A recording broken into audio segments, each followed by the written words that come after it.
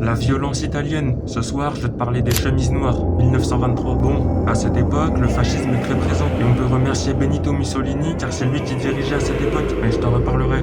Je te mettrai une image avec la définition du fascisme pour que tu comprennes mieux.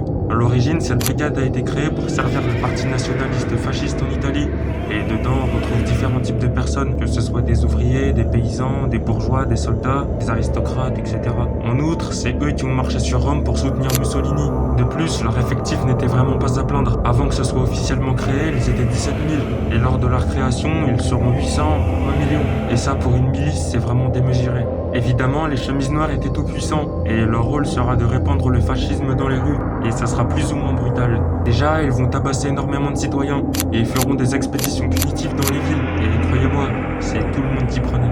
Deuxièmement, ils vont bien s'occuper des opposants. Ils feront plein d'incendies volontaires dans les locaux des syndicats et vont organiser des bagarres avec d'autres membres de partis politiques, juste pour en découdre. Et troisièmement, la torture. Ils faisaient boire de l'huile de ricin à leurs prisonniers et je peux vous dire qu'ils ont eu très très mal. Après, je t'invite à regarder les effets sur internet. Comme ça, tu vas mieux comprendre c'était quoi leur supplice. Pour conclure, les chemises noires ont fait pas mal de dégâts en Italie. Mais en 1943, après la chute de Mussolini, la milice a été dissoute. Évidemment, aujourd'hui, on peut encore trouver des membres, bien que le fascisme est totalement interdit en Italie.